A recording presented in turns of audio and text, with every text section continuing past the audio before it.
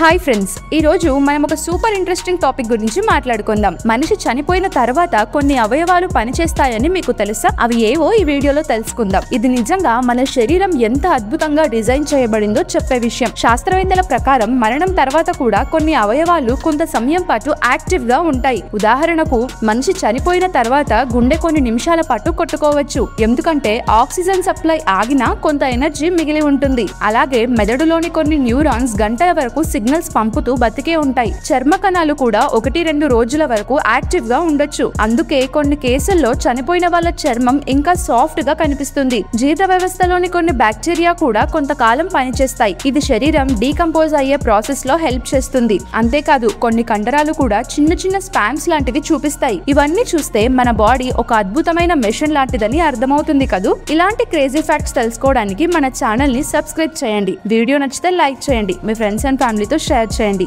ఇంకా మీకు ఎలాంటి టాపిక్స్ కావాలో కామెంట్ లో చెప్పండి.